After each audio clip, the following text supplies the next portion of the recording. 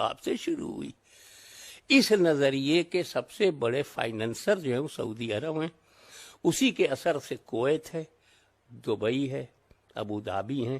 یہ جتنے وہابی وائرس سے افیکٹڈ کنٹریز ہیں وہ تبلیغی جماعت کی طاقت ہے، اسی لیے گرفتار کرنے میں تکلیف محسوس ہو رہی ہے، ان کو جیل بھیجنے میں تکلیف محسوس ہو رہی ہے، ان پر 304 لگا تو دیا، اس پر عمل کرنے میں تکلیف ہو رہی ہے، کیونکہ ہندوستان دیکھ رہا ہے کہ یہ جاہل لیڈر، مگر اس کے پیچھے ایک عرب دنیا ہے جو خود بھی یزیدی بن چکی ہے، جو خود بھی خارجیت زدہ ہے، جو دہشت گرد ہیں.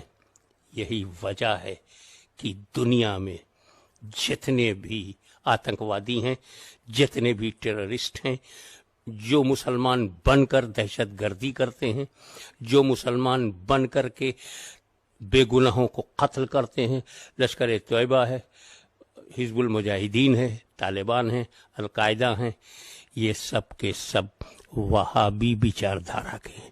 ان سب کا فائننسر سعودی عرب ہے. اور سنیے آپ، یہ وہابیوں کو ہلکے میں مت لیجیے گا. انہوں نے مسلمانوں کی تمام ضروریات کو دھیان میں رکھ کر کے سنگٹھن بنایا ہے. انہوں نے دیکھا کہ مسلمان بچوں میں، سنی مسلمانوں میں جن بچوں کو دین کی بڑی دلچسپی ہے، ان کے لیے دارالعلوم دیوبند بنایا، ندوہ بنایا.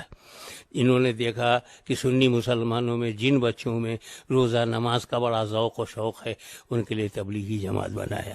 انہوں نے دیکھا سنی مسلمانوں میں وہ کون لوگ ہیں جن کو ایجوکیشنل دلچسپی ہے، ایکیڈمک مزاج رکھتے ہیں، ان کے لیے جماعت اسلامی بنایا.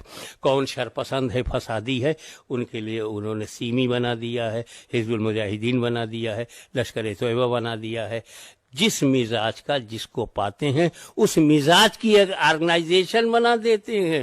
یہ سب الگ الگ دکھائی دیتے ہیں، لیکن میں شکر ادا کروں گا اپنے پروردگار کا کہ تبلیغی جماعت کی حمایت میں جماعت اسلامی کو بھی دیکھ رہا ہوں، ندوۃ العلماء کو بھی دیکھ رہا ہوں، اور دیوبند کی بڑی بڑی شخصیتیں کو جو شیخ الحدیث ہیں، شیخ التفسیر، ان کو دیکھ رہا ہوں.